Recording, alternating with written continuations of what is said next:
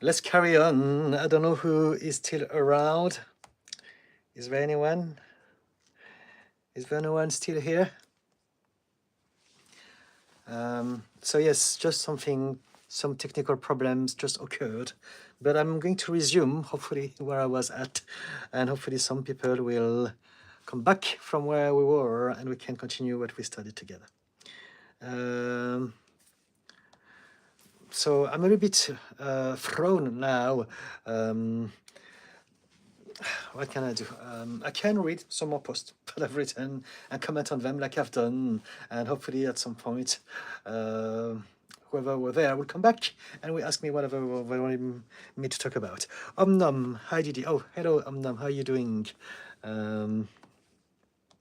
So let me just read a handful of posts, and hopefully, again, by the end of it, some of you will ask me some questions about anything at all. Let's go. Insecurity is not weakness. It exists to protect you when no one has taught you any other coping mechanism. And so what we want to realize is that we often use telling people that they're insecure as a slur, as if it was something weak and to be ashamed of. But insecurity means that we are not feeling safe.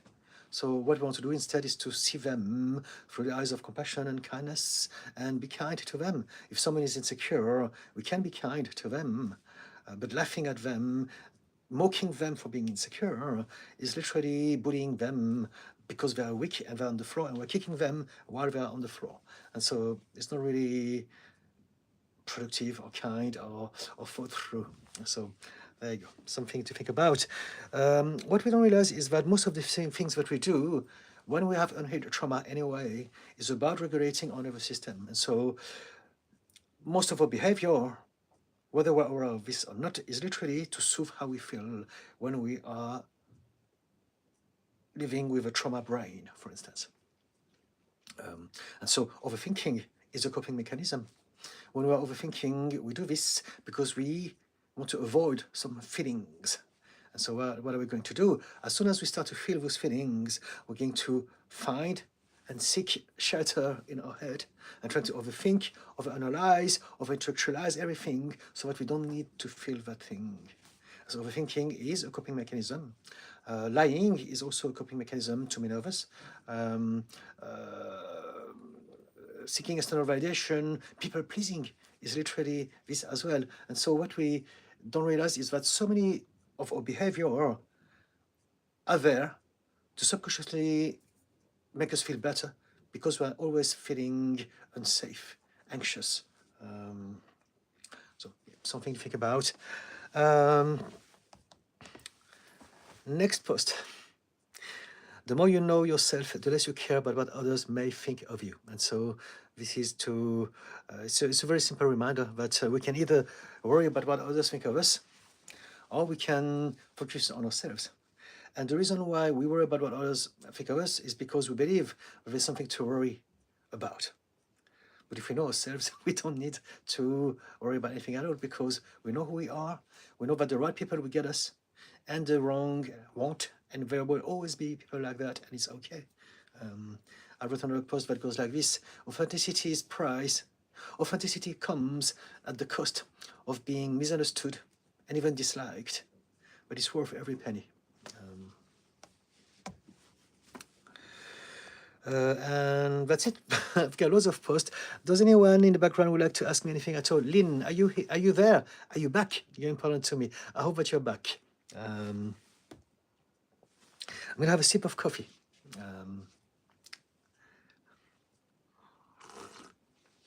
Again, I was not meant to. I mean, the only reason I'm here is because I did a live yesterday at 6, and I did promise that I'd be back, so that's why I'm here. So if you have anything you want to ask me, that's your chance. I don't intend to necessarily stay that long today. I do have lots of things to do. And also, I don't know, for those who are watching my lives regularly, catching them, replaying them, I'm going to change my schedule from next week. Instead of doing Saturdays, I want to start to have some sort of routine so that people know when to find me. And basically, Lynn, yeah, you back. Yes, thank you, Lynn. And so basically what I want to try is to go live on Wednesdays and Fridays, 6 p.m. So 2 days per week on YouTube. So I'm going to try to do this. I'm going to try to do Tuesday and Thursday on TikTok, 6 o'clock, and Wednesday and Friday on YouTube, 6 o'clock as well. And I'd stay maximum 2 hours. It's a lot of time, but I do have the time at the moment, and so there you go. Tia, oh hello Tia, I remember you. We have spoken or interacted through the post. Is there anything you'd like me to talk about, guys, today?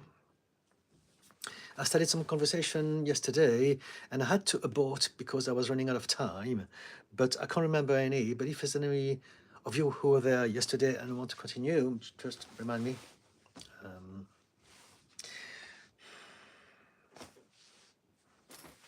Let me read a handful more posts, and hopefully that will do the job and inspire you to speak to me.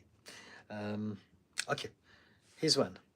Being busy is the opposite of being focused. So we tend to somehow pride ourselves of being busy because we've been taught that being busy means that we are important. We are asked help from people. People want us to do things for them. So somehow we attribute goodness with being busy. But in reality, busy means being all over the place. It means not having a clear idea of what is our priority, what really matters to us. And so being busy is the opposite of being focused. Being focused is being mindful, is knowing what matters to us and focusing our intent and energy on that thing. So now we can be busy doing that thing, but there's a difference between busy doing something and just being busy in itself.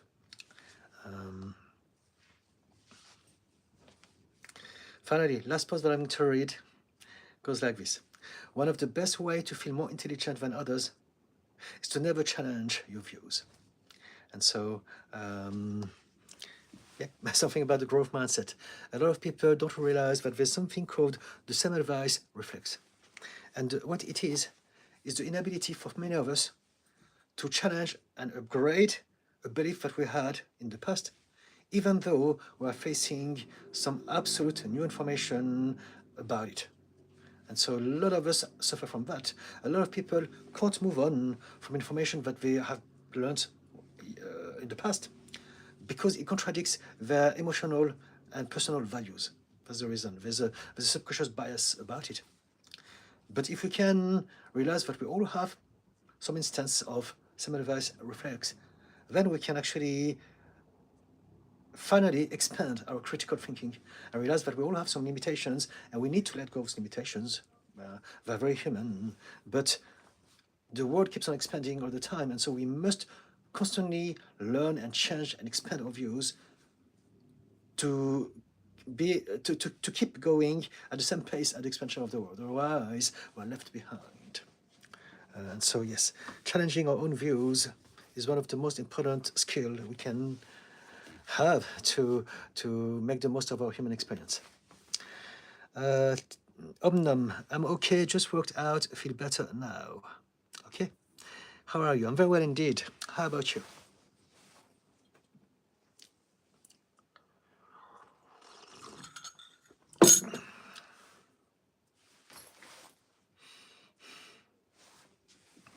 Anyone?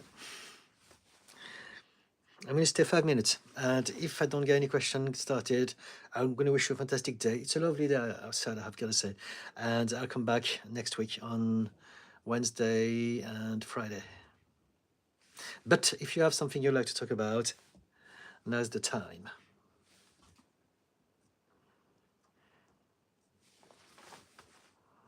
What can I talk about? I always have tons of thoughts in my mind, but really, I enjoy being guided by other people, being directed in different directions. I'm not sure what to say. I'm going to do some more work on YouTube. I'm going to push that channel a little bit more. And so from Monday, I have planned to start recording some long-form content for YouTube. And so they will be published probably the following week. So something to look forward to. I know that I am. This is literally my New Year resolution. With a little delay, but it's something that I have been really wanting to do this year. But sometimes it takes time and it's okay. Lynn, I have been interested in finding out more about the invisible trauma you inherit from your mother, explained by Carl Jung. It resonates with me so much. Okay, so I didn't realize that Carl Jung talked about it, but a lot of people are basically now highlighting how, from a genetic perspective, we inherit from whatever trauma are passed on to us by our mother and their mother before them. And so, yes, there are more and more studies and researches that are showing how the emotional state of a woman in her life will change the genetic expression of her DNA, and then she will pass it in the next generation. So I think our DNA exists already in grandmother. So it goes that far. But the important thing about it is that whatever we go through in our life, we're going to change some aspect of our DNA. And that is passed on to the next generation through mothers. And that's why when I do sessions with my clients and we use hypnosis to go back into regression,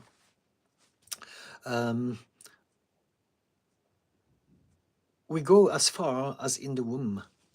Some people remember things that happened to them when they were in the womb. They can remember being in the womb, and they can remember feeling and hearing some things and starting to already have some information from that place and time. But if we zoom out even further, and this is what I always say, we are the continuation of a story that started a long time before us. And so we are literally the continuation of everything that happened to us before. That's it. And this is evolution. But there's something very poetic about it, is that we're not just living our life, we're continuing the saga of our family. And we go back all the generations before. Again, everything, literally. And so the beautiful thing about that visual is that if we can heal ourselves, we're also healing a whole family lineage. But yes, trauma impacts the way we function, and we pass on those changed cells to the next generation through mothers birthing babies, giving birth to babies. So this is epigenetics. Maybe it's not what you meant, Lynn, when you talk about Jung. So which aspect of Jung are you referring to? Do you want to be more precise? So maybe I can talk about that to kind of illustrate your point of view rather than what I just said. Inspired by insomnia. Hello. I don't think there's any science behind trauma being passed through genes. Yes, there's literally tons. It's called epigenetics, and there are more and more people. There are plenty of them. There really, really are. Check out Gabor Mate. Check out so many of them. The understanding that we have about mental health and epigenetics, all those things are very new. And so what we know about the human mind evolves a lot, literally month after month. And what we know about the human mind in the last 25 years is more important and useful than anything else in the history of humanity. Right? Even back in the 1990s, some barbaric things were still being done in the name of science. It was very wrong. And so, yes, there's absolutely tons of research and studies. And if you're going to ask me to give you the link, I'm going to say to you, use Google, use ChatGPT. Nowadays, at the click of a finger, if you want to find out about those things, you can find them. But I will not pass it to them because I don't have anything to prove. I'm just sharing the things that I know, and hopefully the right people will get it and will either explore this research on their own or trust that I'm imparting the right information from a right place. inspired by insomnia. We can make up memories very easily. I'm not sure the human brain can have memories from the womb. Not saying you're wrong, but it seems untrue to me. It's fair enough. If you don't believe that, it's fair enough. I'm telling you what I know. I'm telling you my truth, my experience, my knowledge. I've been doing it for 8 years, and I do believe that it is true. And a lot of people would agree with me in my field. Now, if you don't agree with that, it's absolutely fine. Everyone is different. We all have a different understanding of everything. And when it comes to the mind, again, it's such an obscure topic that is changing and that is new, and it has also many stigmas as well. A lot of people resist a lot of information unless it's been backed up by tons of science, and those papers have been shared on papers, and everyone agrees with that. And we forget that, again, everything is changing all the time, and a lot of things that were definitely sure in terms of science are proven wrong as far as mental health is concerned, right? So it's up to you. I'm not here. I don't want to convince anyone. I don't care about convincing anyone. I believe that we are all living a different reality, different bubble, different understanding, different knowledge, different experience, and it's okay. And I believe that the right people will connect together and, build a community together. And those who don't agree or don't see the same truth is okay as well. And so we don't need to necessarily agree with everything with everyone all the time. But I'm not in the business of convincing anyone or proving anything. Yeah. I hope that people can use their emotional intelligence and their intuition to connect with what I do and say and the things that I share. Wow, I will look into epigenetics. Thank you. Okay, so there you go. A lot of people have been doing it. It's a real science. Rohit Vinod, is there a higher likelihood of developing addictions to other things when you suffer from an addiction? Okay, I understand the question. Let me read it once more time. Is there a higher likelihood of developing addictions to other things when you suffer from an addiction? Yes. And the reason behind this is because people either have a propensity for addiction or not. We don't get addicted because we are weak. We don't get addicted because of that thing. We don't get addicted because of any other reasons than some of us need something to feel better about themselves. We need it so desperately. And so we have a propensity for addiction. And that's why I always say to people, when I look at addiction, to me, addiction is the smoke to a fire. If you only address the smoke but not the fire, then it will come back in another shape. And so the joke that I often share is that someone may stop smoking cigarettes, but then they may start smoking crack cocaine the following week, which is not much better. But this is the thing. We need something to somehow regulate our nervous system. And so if we just tackle our habit of actions, but not our habits of thoughts, now we're only blowing the smoke away and the fire is still there. And so what is the fire? The fire is trauma, it's anxiety, it's depression, it's overwhelm, and any of those things. And this is what we want to address along with the smoke, which is the addiction. And so, yes, if we are addicted to something, by high chances that we may be addicted to other things, or if we just focus on stopping that addiction without addressing the root cause of the problem, then we may choose a different addiction to replace it instead. And this is what a lot of people do when they are addicted to food, for instance. They're overweight, they try to lose weight all their life and nothing works. And people blame them and mock them. You don't have any willpower, you're greedy, you're disgusting, you should be ashamed of yourself. They don't realize that they're making things worse for these people because it is an addiction. It is their coping mechanism. It is only one thing that gives them a little bit of solace in their life. Because they have a trauma, they have their own baggage, and no one can see those things. They are invisible wounds. And the more people are mocking them, the more stressed out they feel, and the more they need to have food. And if they are forced into those programs like The Biggest Losers, they're locked in a house with a lot of other contestants, and they just train, and they're fed very little, they will lose weight. And some of them may absolutely lose so much weight. But what people don't realize is that that's because they don't have a choice. They're locked in that house. As soon as they are released in nature and freedom in the normal life, everyone regains weight. Why? Because they have only addressed the habits of actions, not the habits of thoughts and emotions. So this is the importance of understanding the mind in regards to all of our habits and the reasons as to why there are some things we want to do that we can't do, and something we want to stop and we can't stop.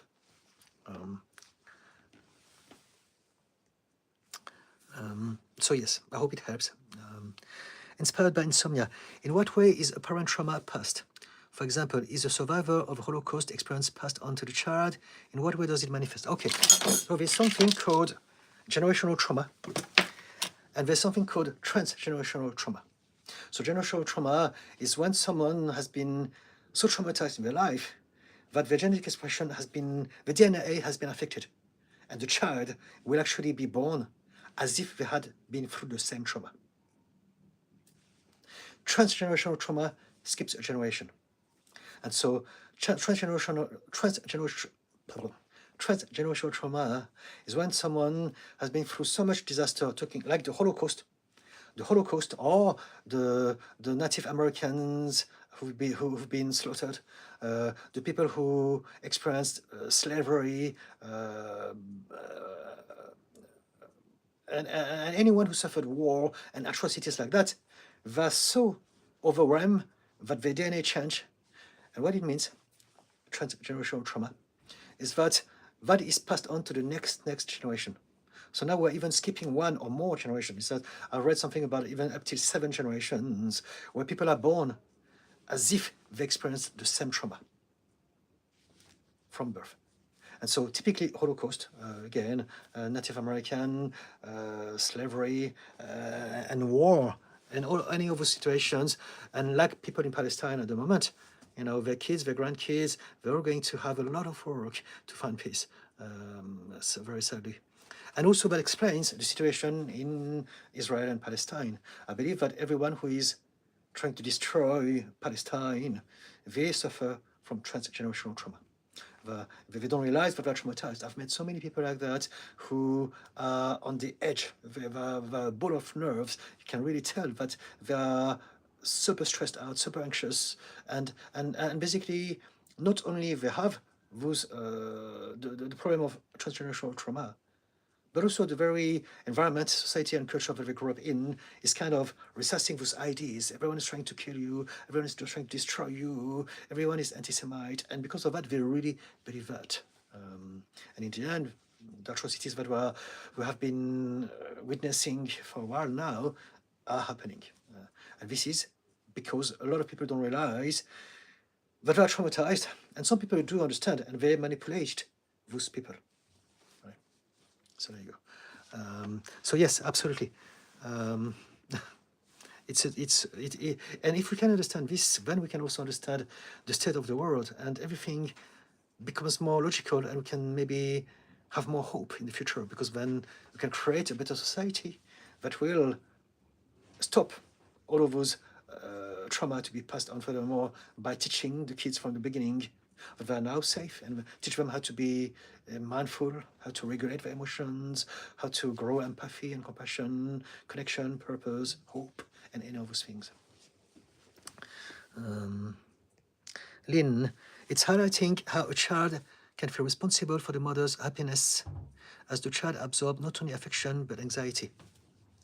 Okay, so we're going back to Jung. It's highlighting how a child can feel responsible for the mother's happiness as the child absorbs not only affection but anxiety. Okay, I can see how some kids, without necessarily the input of the parent, would feel that. But I really believe that the reason why some kids have a sort of connections is more because of the role they've been given in the family dynamic. I believe that is the behavior from the parents that is going to teach them what to think, how to behave, and what is their priority.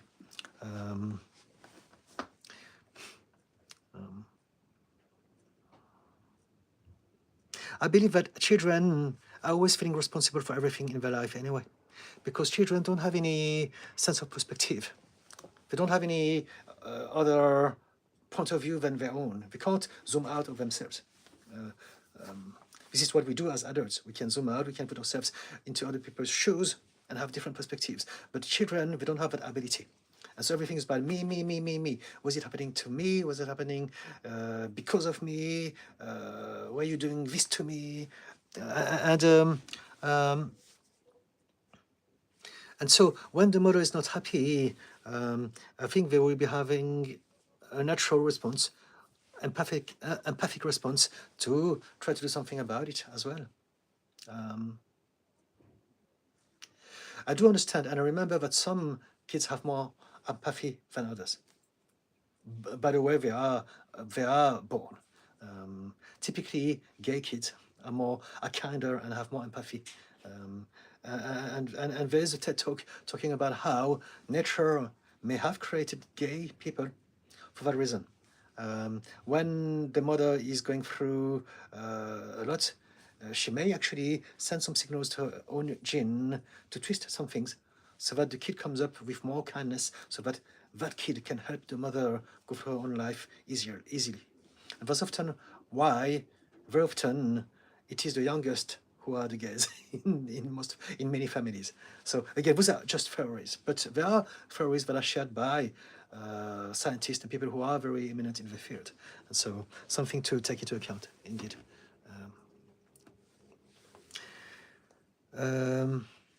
Chidanand KS, what is RTT?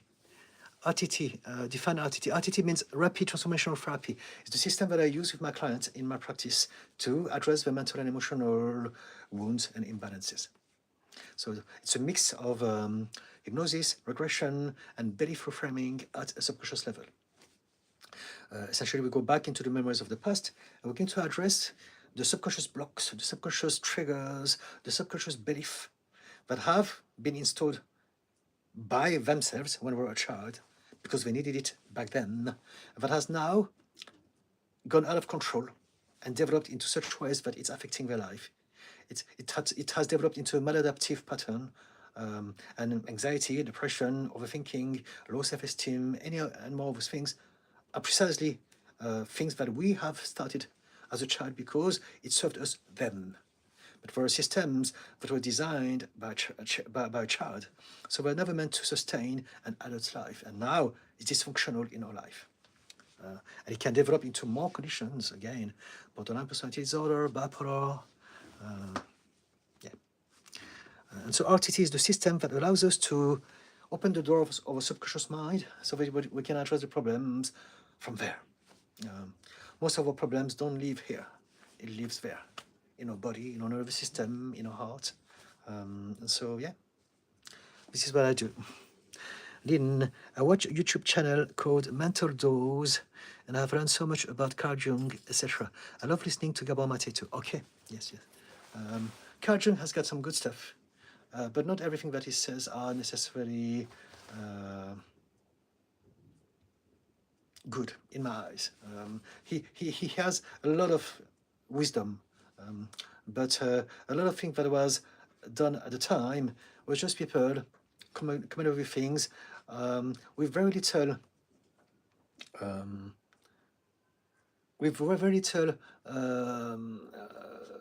scientific backup or proven tracks. And so the example would be Freud. Freud came up with all sorts of things, and everyone still look up to him, and a lot of the things that he said are absolutely diabolical. We don't want to believe everything that he says. And so Jung is much better. A lot of things that he says are still being used in psychotherapy and in any field of healing nowadays. But it's still, there's some things that are still very, to me, sketchy. Anything to do with dreams, I'm not sure about it, but that's me. Gabor Mate, however, I absolutely love that guy. Yes, he's one of my heroes. I've read all of his stuff, and he's extremely gifted and intelligent. And I think the most important aspect of him that I love, and that's what resonates with so many people, it's his compassion. His level of compassion is unmatched. And I aim to be like him when I grow up. Rohit Vinod, thank you for answering my question. It's a pleasure. Sorcerer said hi. Hello, Zarok. I love your videos, my friend. I found you on YouTube Shorts. Thank you. So, yes, YouTube Shorts. Short is mainly what I do.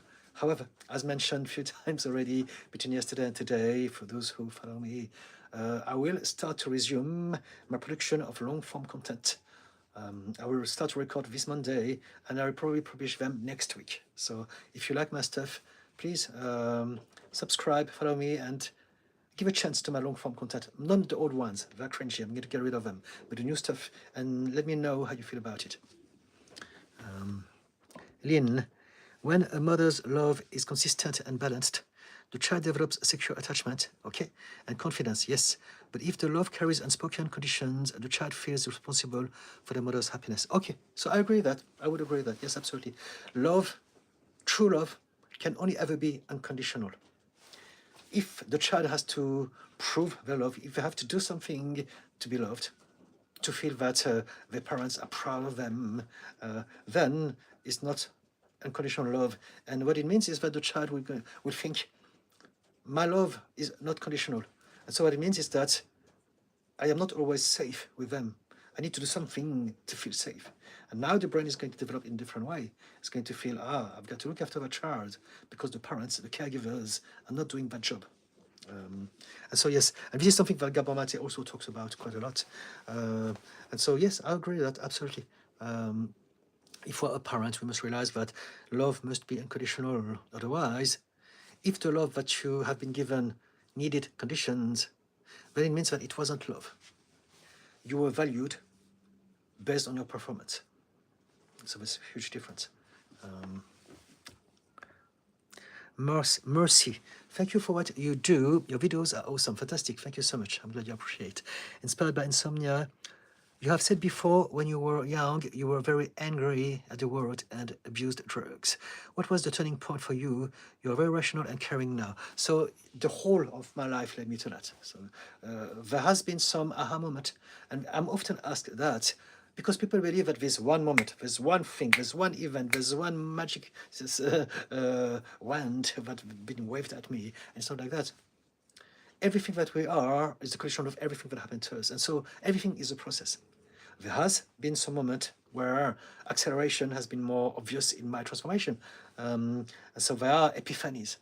But even when there are epiphanies and aha moments, for us to be able to embrace those moments, we need to have stepped into all those steps before leading to them.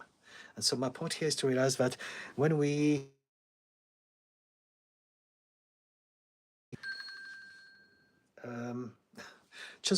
I'm going to post, this is my watch telling me that I must post my TikTok post. So I apologize, I have ADHD.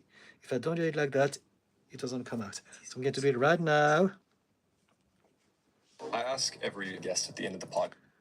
Post. Okay, it's out. Forgive me for this. Where was I? So yes, so basically, it's not like there was one thing that made me change. There's been many things, and some of them were more obvious than others.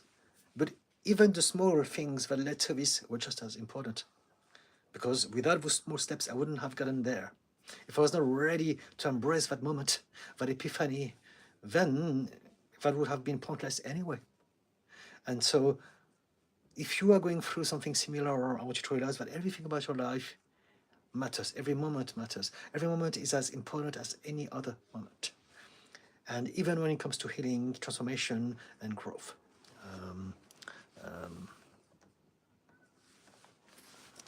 Yeah. But let me try to give you something, because I don't want you to feel unsatisfied by my answer, and I know that I can do better. You were angry at the world and abused drugs. What was the turning point for you? Again, I can't even answer that like that because there's been so many different level of transformation. So when we are experiencing something magic, it feels amazing. But what we need to realize is that those are not unique experiences. There's going to be more. And there has been more, and there will always be more. And we keep on expanding. So we are not talking about destination or particular milestone. We're talking about the journey in itself. And so we want to remind ourselves that we are in here for the journey of ourselves, which involves evolving, healing, growing, expanding. getting better. Oh. So yes, but there was one situation that I can talk about. I have to stop being so mystical and mysterious. I have been offered a chance by the universe to address my past. So I'm not going to tell you the whole story, but in a nutshell, in 2008, 2009, I was asked to look after my mum, who's been through all sort of things, physically and mentally. And all my life I had problems with her. And she had problems with me. And we wanted to love each other, but we never knew how to. Now I understand that we both have the same mental conditions, right? Bipolar, borderline, CPTSD, and so that's why we could never connect. But we didn't know then, and for the whole of our life, we've been at each other's throat. But somehow in 2008, I've been asked to go back to Paris to look after her full time, everything. And I did, and I spent many months there. It was very difficult and traumatic, and it was hard for me for all sorts of reasons. Not only because of her, but also because she lives at my brother.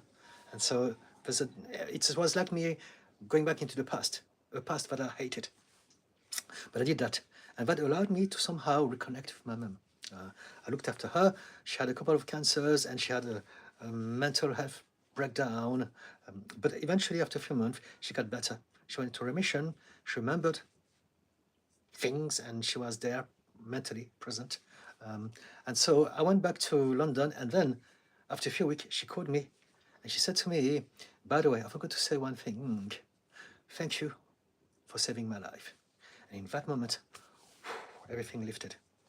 In that moment, the day after, I went teetotal. I stopped the drugs, I stopped the alcohol, I went to the gym, I started to change everything about my life. I was able to see clearly, I felt at peace, I felt full, I felt whole. Because I only ever wanted one thing in my life. I needed some praise from my mum. And so for me, it was that. For everyone, it's different, but it was the one thing, if I was to oversimplify it, that really, really caused all of my problems, all of my life. That involves everything. And so, there you go. But again, it's not just that moment. It's everything else before that and all the other moments that happened after that are still happening every now and then now in my life. Mercy, parental directives. Thank you for the little heart. Pan Diego, how does one stop cringing on past mistakes and beating yourself up from things that lowered your self-esteem before? By moving on, by realizing that we all change, we all grow, we all learn, and so we are always going to get better. And so what it means is that whatever we've done in the past is always going to seem cringy in comparison. And so we can either think about now, yesterday, or tomorrow. If you focus on yesterday, cringe, now you're just wasting your energy, you're wasting your imagination, you're wasting your focus, when you could be using it to develop yourself and creating the new, better things that are going to represent you now. And when you say past mistake, I want you to realize that whatever that you've done was the only thing that you could have ever done then. We like to fantasize and imagine that we could have had a different choice, different options, but we don't. Whatever we do is what we do, and that's it, no matter what we know, because we're all driven by our emotional states. And those emotional states are the result of, again, our past, everything that happened to us, so we don't choose how we react, we don't choose how we behave. What we choose is how to reflect on those moments so that we can change maybe some aspects of us and not react in the same way the next time we're facing the same situation. But whatever that you've done what you had to do based on what you knew then and based on your emotional state. And so regrets, nostalgia, not nostalgia, but regrets are absolutely pointless under that light. So accept that you will always change, and the things that you've done in the past, they're the only things that you could have done anyway. You have to let go of the guilt, the shame, the self-blame, or any of those things, and realize, I didn't know. Now I know. So next time it's going to be different. Does it help, Pana Diego? Lynn, yes, I'm very empathetic. Always felt I needed to help my mum when she was depressed. as I felt it was my responsibility despite having a dad and 4 older siblings. I felt I needed to protect her. Okay, so yes, yeah, I get it, yeah. Some of us may have some extra connection, and that can be as far as our very genetic is concerned, as I was talking about earlier on that live. An AI agent. Oh, hello. I haven't received unconditional love, but at the same time, the people in my life haven't done that intentionally, but out of generational curse or circumstances. Now I feel bad to dump them. This is the thing. We are all going through the same. No one does anything on purpose. We all do whatever we can. So indeed, it's true that they haven't chosen that. It's because of their own curse and circumstances. But what you need to realize is that if you have been hurt by them, you still need to heal that. So there's a time to blame, and there's a time to forgive. You blame when you are operating from an emotional mind. You need to let go of that anger, of the fear, of the frustration, of the helplessness. This is what we go through with therapy. But it's only because in that moment you are back into the place, the shoes of the child that you were. After that, once it's done, once you've emptied your bag, then we can come back to a place of rational. And if we have really done our job of our work, now we can start to forgive. We can start to understand. We can start to accept that, indeed, we all do what we can. It's not their fault. My parents hurt me because they had their own upbringing. And they suffer from their upbringing because their parents also suffer from their own parents, and so on and so forth. And it goes on forever. Again, we are the continuation of what have happened to us up to this point, including all the generations before us. And so we need to differentiate between understanding, but also being able to emotionally let go of those toxic energies that we trap over the years because we can't tell the difference between here and there. We try to rationalize everything. You must be a good person, you must forgive, you must understand we did the best. No, if I'm hurt, if I'm traumatized, I need to first let go of the hurt. And it's a process. And after, then we can, maybe for some of us, forgive. If we can forgive, it's better. If we can't, it's also okay. We don't have to forgive. We all do what we can. We're all different. And so if you didn't get unconditional love, you don't have to dump them. Maybe do what I've talked about. Go through a process of experiencing your past and dealing with your emotions from the emotional mind perspective, and then do it from the rational mind's perspective. There are two different machines that use a different language, that exist for different reasons, and they must both be used in the way they're meant to be used. And by this, I mean, you don't want to overthink emotions. You want to feel them, express them, allow them, and let them out. Inspired insomnia. My mother cheated on my father as a child. I think I hold resentment, but I know she was a great loving parent to me. Is it wrong to voice this and make her feel bad when I wasn't in her shoes or let go? It's not wrong, it's human. We all do what we can based on the belief that we have. Who's right, who's wrong, who's good, who's bad, what is true, what is false. It's just belief. And so if you think that is because you've been told that and you kind of held to that belief and you want to let go of this, you want to change your belief. You want to realize that belief are just belief, so that you can choose which belief serves your happiness. Some beliefs are just going to create more confusion and resentment and problems, right? So belief are just something that we choose to believe anyway. And your whole reality is based on those beliefs. And so choose better belief. If you think about your mom, she cheated on your father, maybe your dad told you, mom is bad, she cheated on me, she's a bad one. But maybe put yourself into her shoes. She has her own reasons. We all do. Maybe she was unhappy in her marriage. Maybe she had some mental conditions, like me, for instance. My conditions get me to have a propensity to have a high SEX drive, to take a risk. So I don't do this anymore. I've changed a lot. But for 38 years of my life, I was super impulsive. And when it took over me, there's nothing I could do about it. I was obsessed with everything. I was addicted to drugs, but also sex and alcohol, amongst many things. And it's part of my condition. When you have borderline personality disorder, or even some people with ADHD, we have a propensity to do risky stuff, to be driven by things that are frowned upon by society. And so we must understand people at that level. Maybe, probably your mum has some of those things going on for her. And some people may say, yeah, but it's not an excuse. I would say there's no such thing as excuse. People who say that's not an excuse, they are just judging, blaming. They need to scapegoat. They need to judge people to have an illusion of control and understanding of this world. That's it. If we understand, we don't need to judge. We can understand. We can understand that dad was not happy. He did his best, but mum was not happy either, and she did her best as well. We don't need to have a good one and a bad one. This is why the world is broken. We think in a binary mode. Again, right or wrong, good or bad, this or that. Because of that, there's got to be one who's right and one who's wrong. And we don't realize that we're all right and all wrong, depending on how we look at the situation. And that's how we expand our perspective, by realizing that more than one conflicting truth can coexist.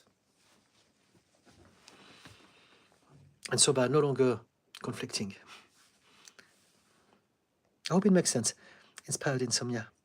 Pan Diego, how to change identity after your self-esteem was lowered after being too long in a toxic environment. You change it gradually, little by little. You don't want to change your whole identity, because not of your whole identity is bad. You just have some glitches, some system that you put into place that are creating some problems. But even if those part of you, you don't want to reject them.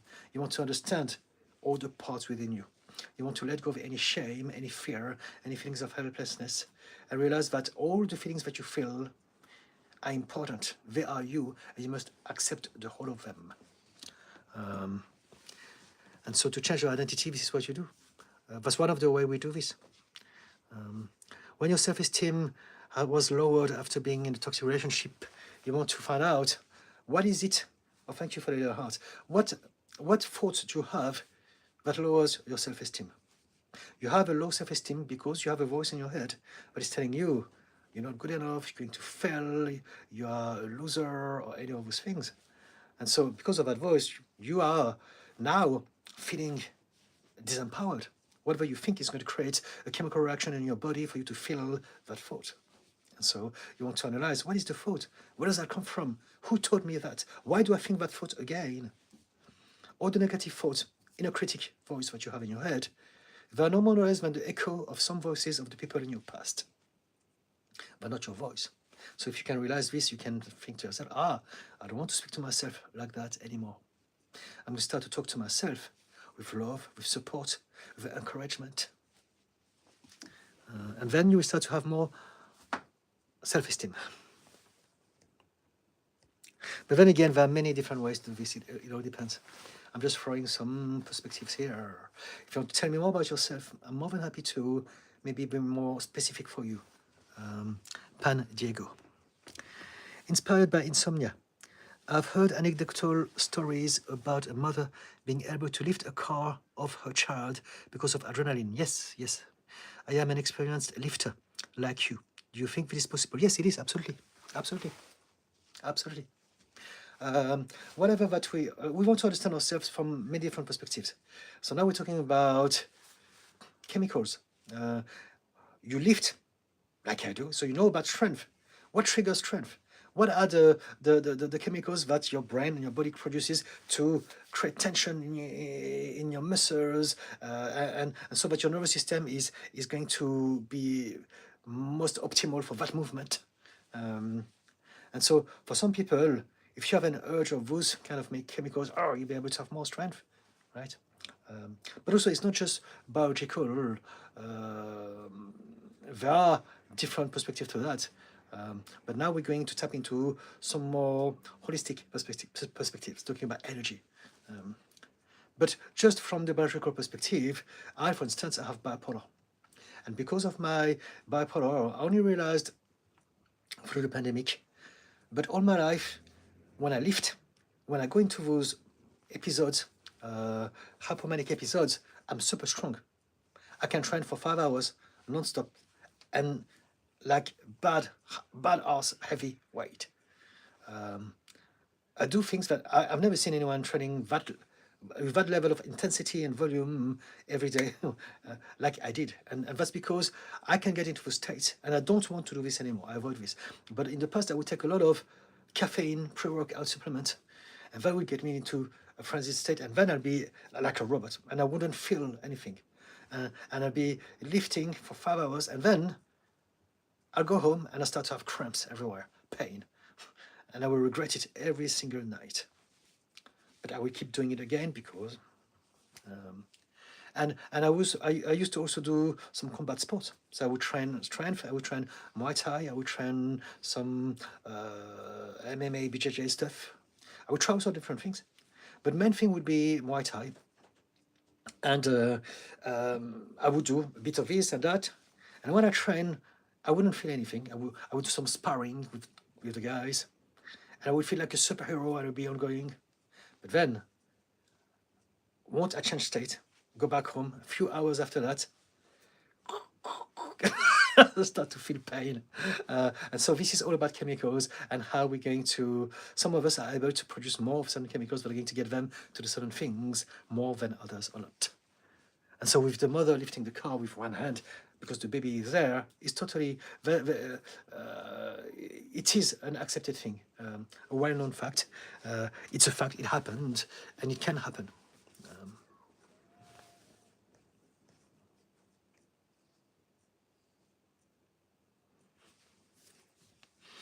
Inspired by insomnia, adrenaline couldn't add 200 kilo to my deadlift. It could. If you had to do it for matter of life and death, if someone said to you, I'm going to shoot your dog, if you don't lift it right around now, I'm going to count down, you may be able to find somehow the rage to make this happen. But of course, it's going to be exhausting, and it's not something that we want to do. If you train, you don't want to train for the numbers. You want to train to be stronger, to be having the physique that you want, to be able to do the things that you want to do. If you're training for performance, for instance, right? If you train just for the numbers, you're human, it's normal. I used to do the same, but you want to stop because it's pointless. It's just ego trip. You are training to try to impress yourself and others. And not only is it ridiculous because it's not going to last forever, your body changes, but also until it happens, you're going to enjoy yourself because you're focused on the numbers. And you can never win against the numbers. There's always another number. And so instead, listen to your body and do what feels right for you. In regards to your goals, I would suggest you that. I have learned it the hard way myself. So there you go. Z, how do you help a 6-year-old experiencing some bullying in school and showing signs of people pleasing due to a narcissistic parent that are separated from? Any help is appreciated. You show them how to deal with things by dealing with things in your own life. Children learn by observation. And so the way you react to that situation and any situation in your life is the way the child is going to develop their own coping mechanism or lack of it. And so in regards to anything, it's not just what parents tell the kids, it's how they behave. So if they see that mom or dad, whichever caregiver, how they are dealing with stress and adversity. If the caregiver is calm, composed, and thinking, it's okay, we're going to deal with that thing, we're going to find a solution, we always find a solution, and then bang, here it is, solution, at some point. Then the child is going to learn that, he's going to think, it's okay, shit happens, sometimes we suffer, but it's okay, because we can always find a solution at some point. But if the caregivers freak out, panic, anxiety, depression, anger, lack of control, lack of calm, it's not even lack of control, it's losing it. Then they're going to think, how do I behave in face of adversity and stress? Emotional dysregulation, disempowerment. There's nothing I can do. I can only shout and cry or whatever. And this is what is transpired at school. The child now feels that there's nothing they can do.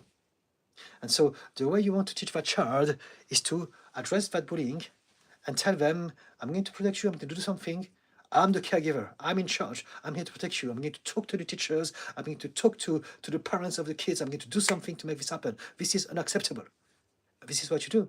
If you allow it to happen, the kid will suffer and is going to think, my caregiver cannot do this, how can I do anything about it? Right? So you need to lead by showing the example. So again, I know that it's easier said than done. We're all humans, and we all have our baggage, but this is what you want to do. And if you don't do that, he will be bullied. They will be bullied, and they will suffer that. And they can always change, and we can always do more work. But it's true that you can address this right around now. So my advice would be to deal with the bullying situation yourself and show the kid, we're going to find a solution to this, we can make it happen.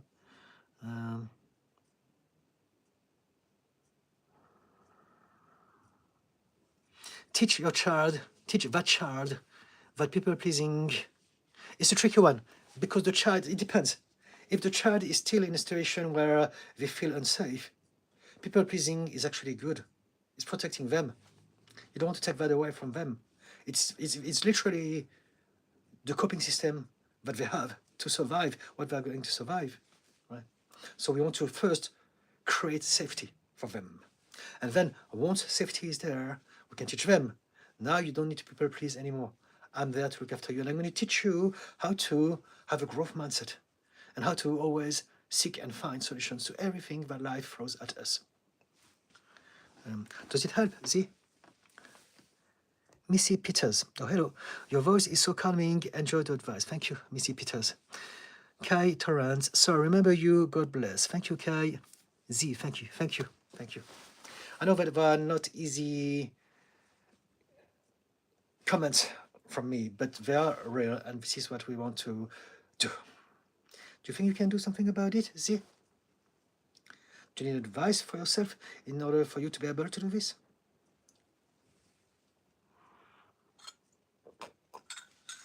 We tend to be overwhelmed because we're looking at the state of things from outside. They are bad, they're hurting me. But if we could look at inside, what can I do? Then things are different. And in the way you phrased your question, you showed me that this is what you're teaching your child. Or, maybe that child. And again, we don't do it purposefully. It's all happening at a subconscious level. But this is what you're teaching them. Very bad, what can I do? Look inside of you and decide to take actions to change those things directly. I'm not sure I make sense. I hope I do. Via Jane, hey, oh, hello, Via Jane, from yesterday. So I remember we had some conversation started. I think it was about you working so hard for your diplomas and not enjoying what you're doing, but you had to do this because everyone in your family, your cousins, your brothers, your sisters, your parents, they're all very high achievers and expecting a lot from you. Is that correct? I think it was you, along with someone else. And so I would say, for that, I want you to really realize that you have your one life to live, and you must do what feels right for you. It doesn't mean that you have to go nuclear and go against them totally, but you want to get rid of the pressure by realizing that, yeah, I'm going to do my best, and if I don't succeed, it's okay. It's not the end of the world. I still have a whole life of opportunities ahead of me, and I'm going to take it one day at a time and see what life brings me. Via Jen, yes, okay. I'm glad that I remembered that.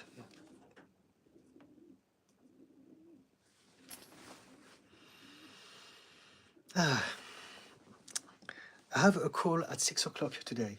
So just so you know, I don't know if I'm going to stay much longer, but the limit would be, I'm going to set my alarm clock so I remember.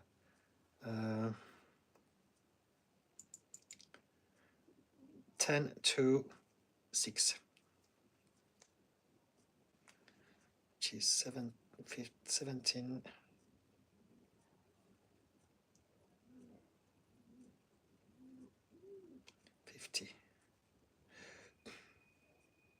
Okay. We still have a lot of time. If you have any question? Dear Jane, by the way, how old are you? I am 55. I was born in 1970, so that's easy to calculate, 55.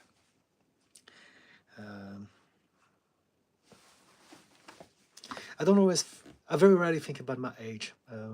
I understand that they're just numbers, and if you think about it too much, you might actually create some disempowerment in the way you think, the way you feel, and your very body as well. And where are you from? I was born in France, in Paris, and my genetics is Chinese. My parents are from China, Hong Kong, Canton. But I've been living in London for 28 years now. So I spend more time in London than in France. Missy Peters, me 54, my only son and child 26 hasn't spoken to me in 7 years. I was a good mum. How do I keep the pen down to a minimum? You want to work on yourself and find out why your son doesn't want to speak to you. It can be anything at all, but you want to go on a self-awareness journey and find out, because when kids don't see their parents, it's because of something that happened to them, and maybe the parents didn't know, they didn't see it, but this is your work to do about yourself, because you want to connect with your son. You don't want to live like that. You don't want to be estranged with your own child, right? And so the only way to make this happen and to find peace within yourself is to do some work to understand what happened. We have a lot of subconscious blocks that prevents us to realize things about ourselves. And this is where therapy or any type of self-introspective work can help us see over time. Yeah. I'm sure that you're a good mom in many aspects, but for the fact that your child doesn't want to see you, there's got to be something has happened, whatever that it may be. And again, it doesn't mean that you're bad. We all do what we can. We all do our best. But very often what we don't realize is that we are doing things that are not going to be good for other people. We suffer from that. It's our normal. So we think it's normal, but it hurts us. It's going to hurt others as well. So I'm not saying anything or implying anything, but it's really important to have the courage to be honest with ourselves and to do that work so that we can find clarity and closure, and eventually even potentially reconnect with that child, which would be wonderful, wouldn't it?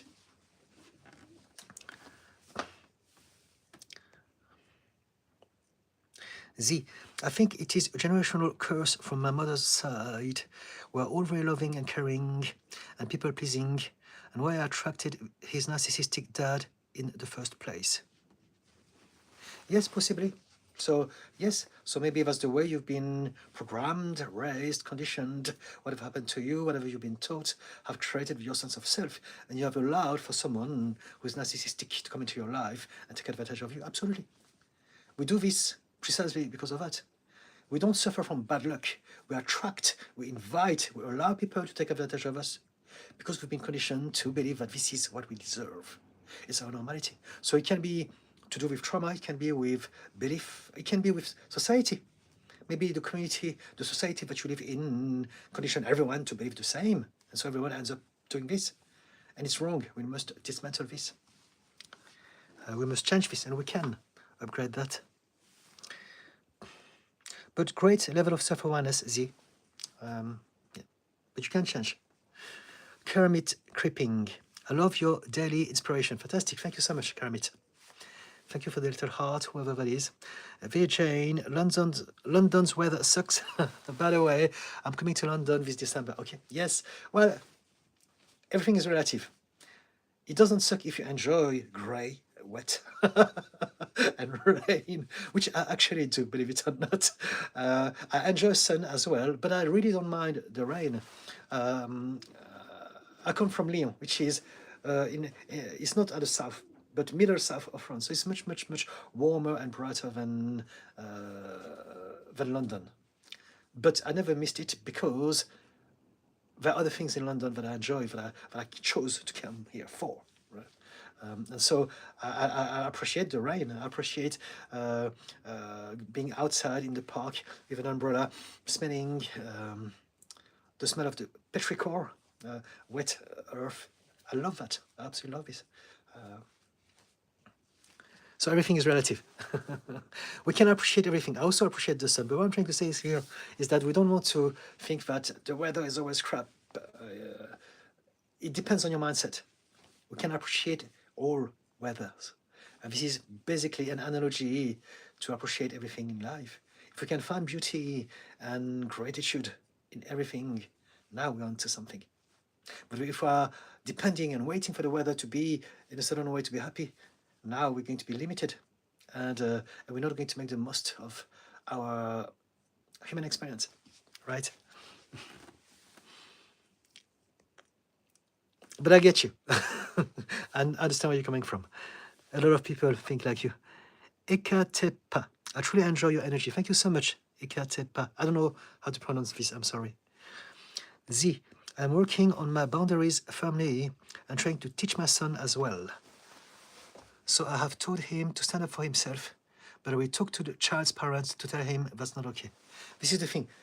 You told him to stand up for himself, but did you stand up for yourself? This is the thing.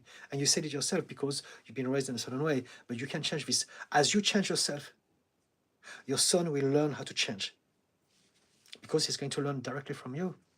So this is the best motivation you have, an incentive to change yourself. It's not just for you, it's also for your son to be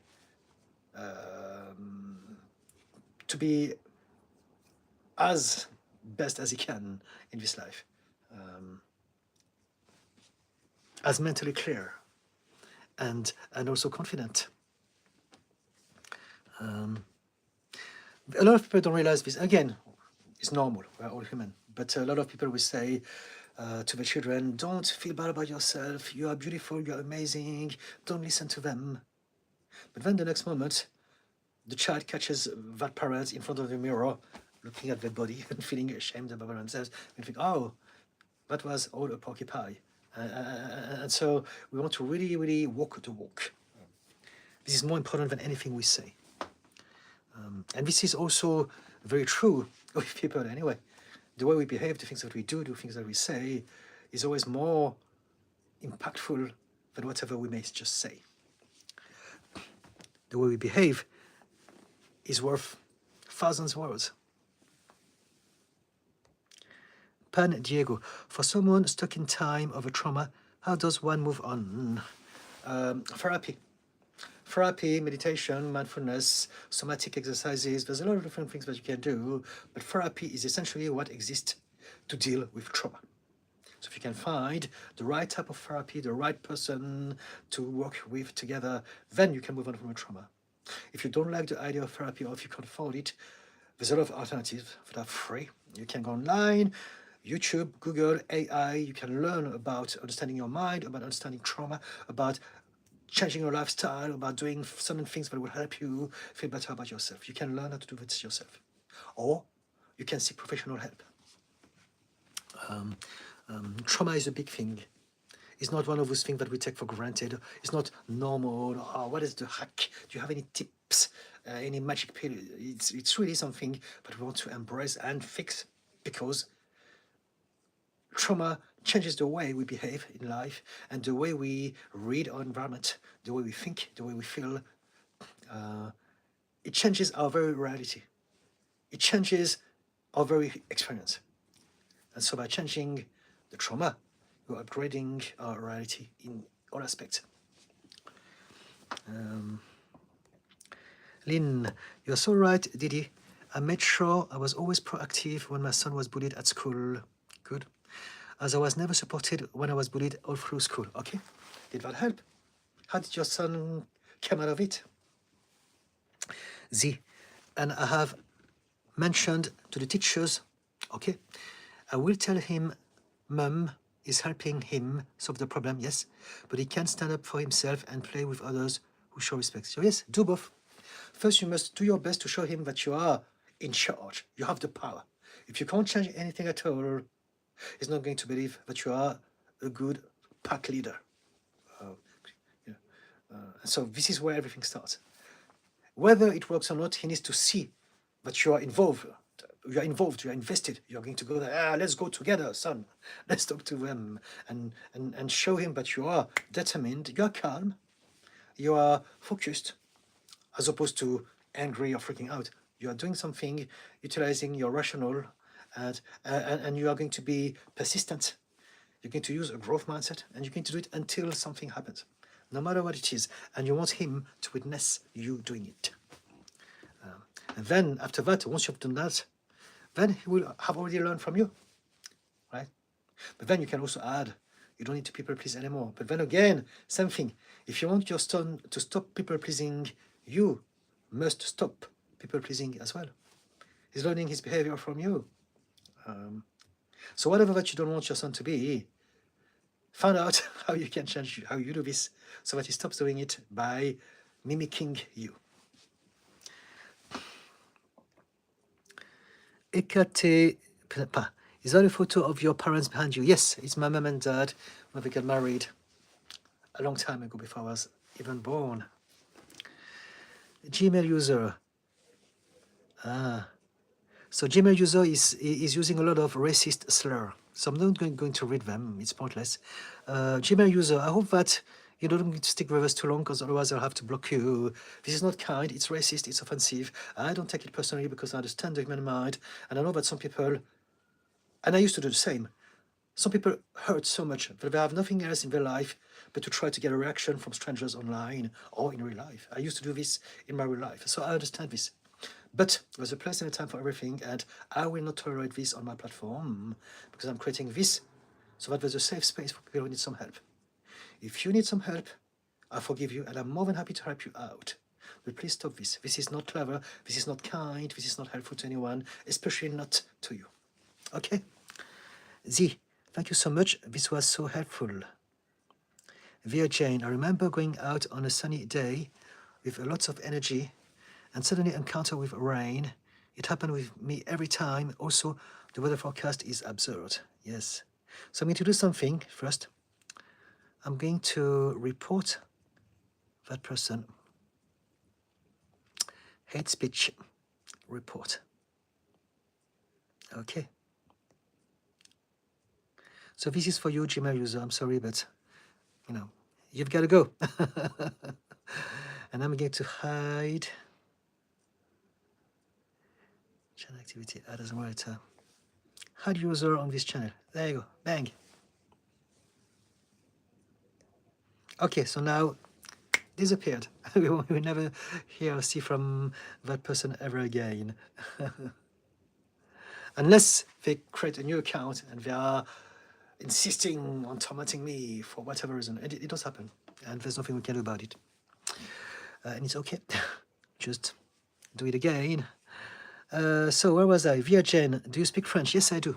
I do speak French. I speak Cantonese as well. And I speak English. I used to speak Italian, but I haven't spoken such a long time. I forgot everything. And I used to have some basics of Mandarin as well. But it's all gone. Now I speak barely English.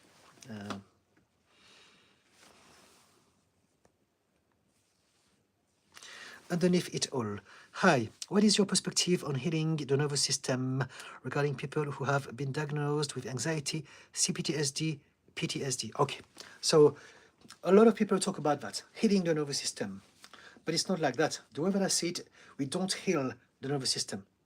The nervous system reacts to what he thinks he must react to. And so what we must change is not the nervous system.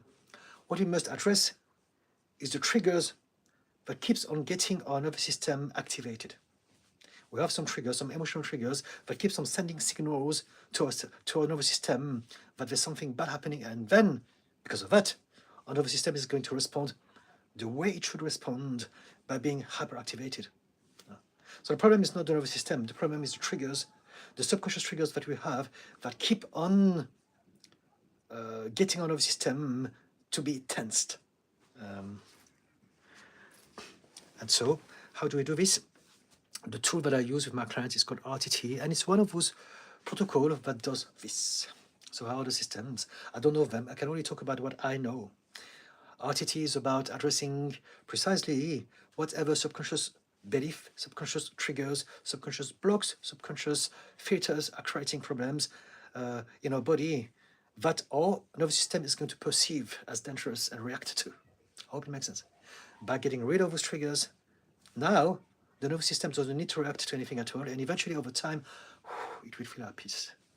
Now, it's not just that, we need to also address some habits that we have that are also going to impact the way our nervous system reacts or not.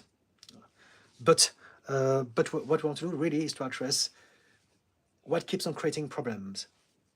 Nervous system doesn't create a problem. Nervous system is just there doing its thing, reacting to what it must react to because it believes that there's a threat. I hope it makes sense. Via Jane, do you work in a hospital or do you have a clinic? I have a practice, but I do everything from home now. I used to have an office in London, and I stopped it during the pandemic. And I found out, like so many of my colleagues, that we don't need an office, a physical space anymore. So now my practice is Zoom online.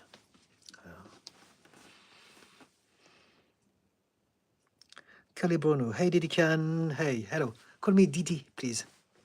Didi is my first name, Can is my last name. Didi Can is both of it together. So Didi. Underneath it all, yes, made clear since. Fantastic, thank you. Thank you for the little heart, wherever it is. Lynn, I've reported Gmail user. Thank you so much, Lynn. It's okay, I mean, those things happen, and I do really understand where they're coming from. I used to be the same because of my BPD. I used to be a horror to people in my real life, and I couldn't help, and I hated myself for this. But yeah, but we don't want this to happen in here, right? This is where we are reminded that hurt people hurt people. So if we can understand that, we don't need to be angry at them. And yet, we can still set boundaries. But thank you, Lynn. Caribono, don't forget to like the stream, everyone. Oh, thank you, Caribono. Via Jane, cool. I would love to meet you someday when I'll come to London. Okay. I don't really do this because I have tons of things to do, but there's one thing that I often do. I often go to the park. So if you come to London and you find me in the park, I'm more than happy to sit down with you there on a bench and have a chit chat if you want. But I will not book some time, okay, let's meet Virgin in a coffee shop or a bar or whatever, because that'll be me doing some extra work hours, and I'm already giving a lot of my time as much as I can and energy. So I don't want to add some more appointment and must do things on my list of to-do things.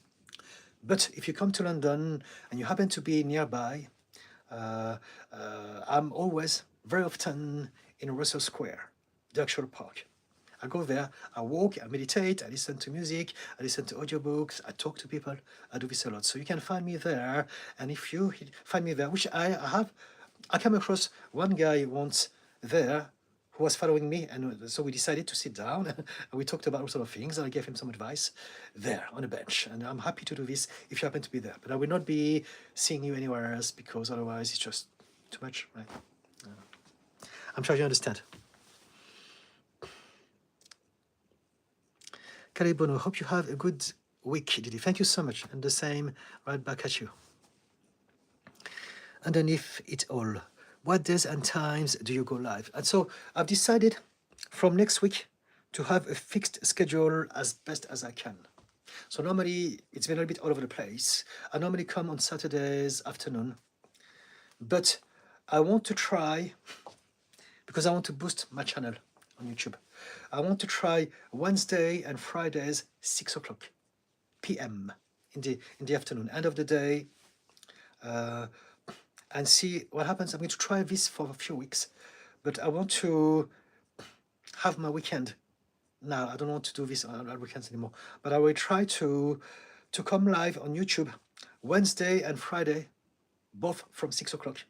Anything between 1 to 2 hours, depending on the flow and my level for energy. And I'll do the same on Tuesday and Thursday on TikTok. So there you go. If you use TikTok, then we can use both platforms to continue those conversations. But thank you for asking. And if you don't, if you haven't subscribed already, please do subscribe to my channel so that you can see when I schedule my live. I will most probably schedule them in the morning. So at the moment, I can see myself doing this for a few weeks because of my schedule. And so, yes, 6 o'clock, new schedule, Wednesday and Friday on YouTube, and Tuesday and Thursday on TikTok.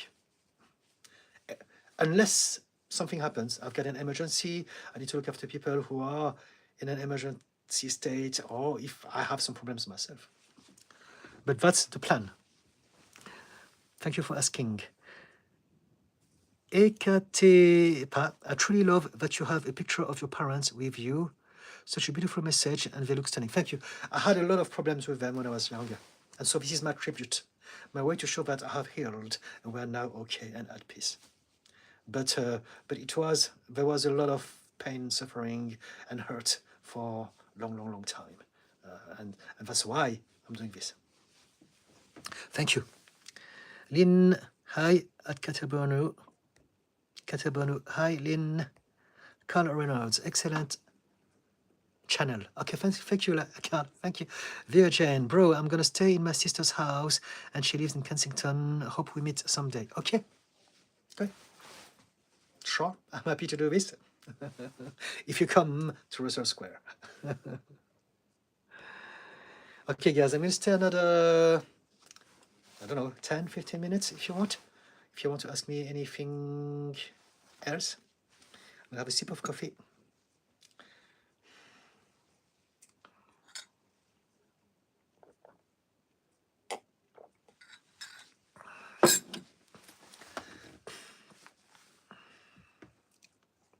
If not, I will resume my life again.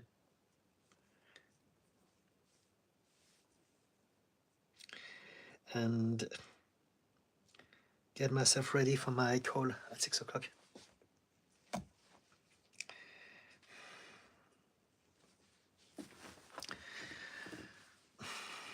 Ernst Blofeld. Oh, hello. Said hi. Hello. Ekatepa. Thank you for sharing. I can imagine that you've gone a long way to reach the state of mind you're in right now. Thank you for the kind words. Yes, I'm a very different person than I used to be. Sometimes I think about my past and I forget about it because I don't think about it a lot. I spend a lot of time thinking about it. But then I'm reminded how far I've come, and sometimes I'm even surprised by the intensity of the things that I've been through for such a long time. And this is really a testimony of how we can all change no matter what we're going through. No matter how bad it is, no matter how long it's been, no matter how desperate it seems. Dear Jane, do you meditate and does it work? I do meditate, and work or not depends on what you expect out of it. So if you understand meditation, it always works because you understand why you are doing this, how you are doing this in a way that works for you. And so, yes. Now, if you're thinking, I'm going to meditate and do one specific type of meditation in order to have that result, then it may not work because meditation doesn't work like that. Meditation is a big word that encompasses a lot of different ways of doing it and a lot of reasons why we're doing it. There's a lot of goals, there's a lot of systems for different functions. And so it all depends on where you are at this point in your level of self-awareness and understanding of mindfulness. And then that's it. Find out what works for you. Understand about the bigger picture of meditation and don't expect anything else but what you're doing. Some people meditate to find peace. Some people meditate to learn how to have more mental clarity. Some people meditate to deal better with stress and anxiety. Some people meditate to understand about their past and heal. Some people meditate to heal their body. Some people meditate to manifest their life. Some people meditate to connect with aliens. We have millions of things you can do with meditation. And so it's about really understanding what is it that you want. Why do you even come across that idea? And then we can talk about what sort of protocol would be best for you. And so, yeah. But my answer to you is yes, I do meditate, I do practice mindfulness a lot. This is a very important pillar of my life, and the things that I teach as well. Mindfulness is one of the most, if not the most important aspect of healing, growth, expansion. It's such a simple, yet difficult to understand concept. And it encompasses all aspects of our life. So yes, meditation, great. Mindfulness as well. Explore both. Underneath it all, meditation has worked for me. Okay. Z, do you include spirituality and psychology in your practice? It depends. So psychology, yes, because psychology is understanding the mind, so understanding why someone has come to that state of problems in their life. Spirituality only with people who resonate in the way that I do. People who are spiritual like me, I will absolutely use this because for some people, spirituality is actually a tool to heal. If you can see things from a different perspective, even at a spiritual level, you can really, really alleviate a lot of things. But not everyone is into spirituality or the type of spirituality that I am coming from. Right? Spirituality is a broad word. And so for those who are not into that, it's okay. We still have psychology. We still have science. We still have a lot of things that we can use to get the person to understand things and to use all of this understanding to change the way we think, the way we feel, the way we react, and all of those things. But my favorite clients are those with whom I can connect at a spiritual level because I can bring so much more on the table. But of course, I'm very discreet with that, and I will never push anything on anyone. If I feel that someone is not spiritual, I won't even mention a thing because it's not the language that they understand. So I must find a way to communicate, speak to them at the same level.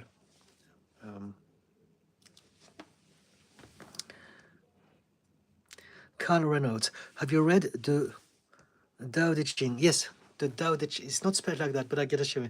The Tao Te Ching. Yes. So the book that is about the philosophy of Taoism. Absolutely. These are parts of mindfulness. There are very strong pillars of Eastern philosophies, which is basically the most used tools as far as healing is concerned. We're talking about mindfulness and meditation, right? So this is all part of it. Ekatepa. If I might suggest, I think that your voice and energy would work amazing for guided meditations, for relaxing and deep messages together with music. Probably, but I'm busy enough as I am. But thank you for the compliment. I'm working on writing books, creating content, and looking after my clients all week long. So that keeps me really, really busy. So I won't be doing any meditation recordings just yet. Maybe in the future. What I do is that when I look after my clients, I record bespoke meditations, audio recording for them.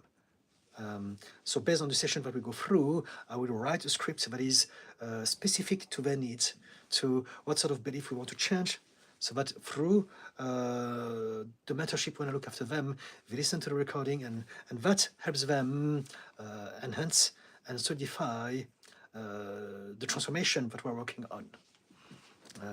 So I do that, but only on a one-to-one basis with my clients. I don't do this at a broad level. I spend most of my time, I believe that my main talent is to really create content and go live, talk to people, and impart some suggestions and recommendations as I'm doing now. So that's what I'm doing. But thank you for the compliment. A lot of people tell me that my voice is very relaxing, and I'm very happy with that. Because again, I was very different. I used to shout a lot. I was very angry, ADHD, and this and that.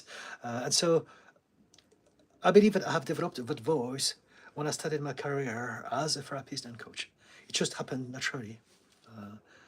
Maybe at the beginning, I was not that much like that. And so I had to learn how to adapt.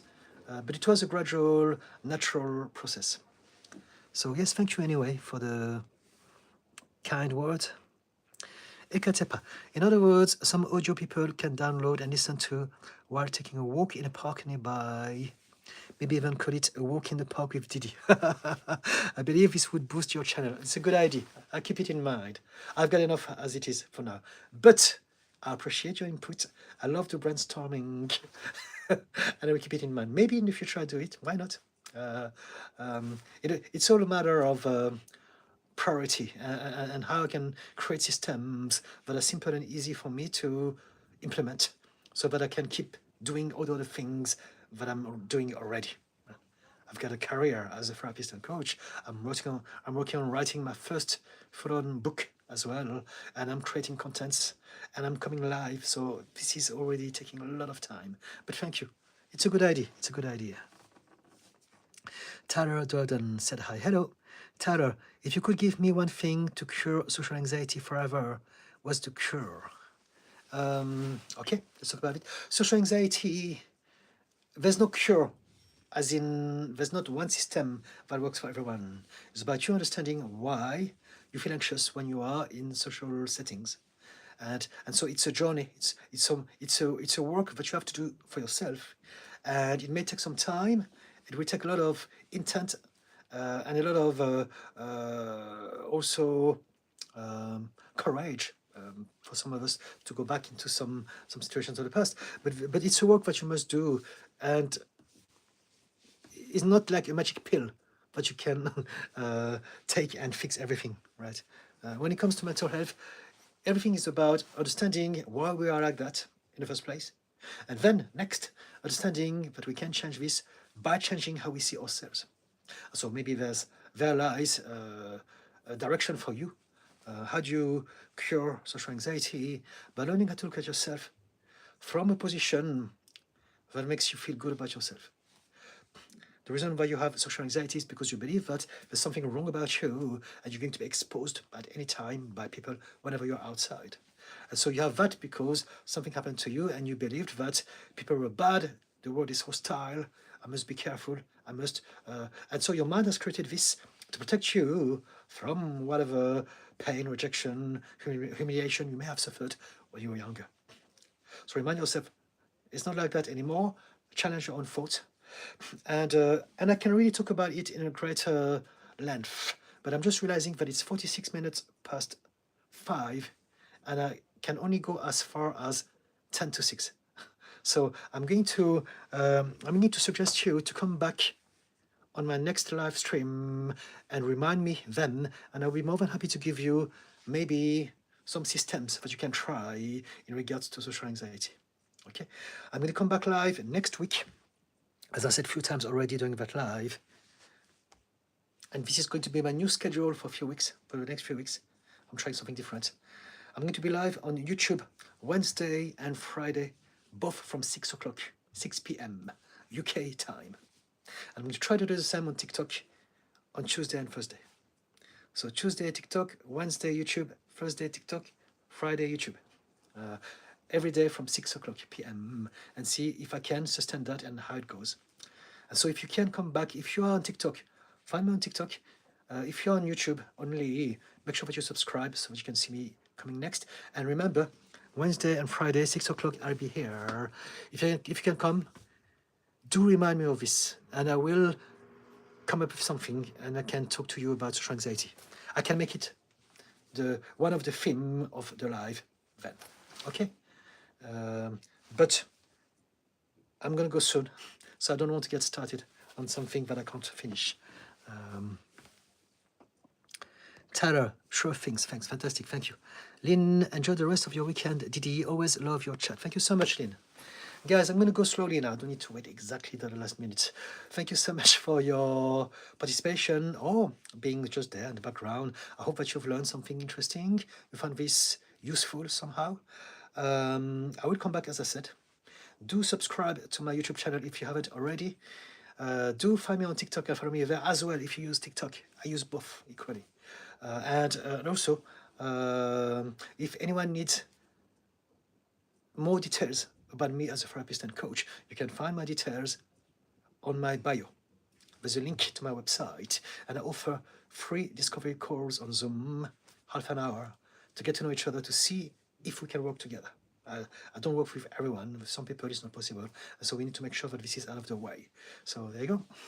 If you believe that anyone can do with my help, get them to follow me also and come and ask me questions directly. Tara, depression, anxiety, isolation, and trauma, maybe. Okay, we can address the whole of it. I'm specialized in all of those things. I've been through all of those things myself for many, many years, and I came out of it. So there are absolutely topics that I love to talk about, that I know also a lot about. Cyril Hill Killer. How can I feel calm for my driving test? Come back.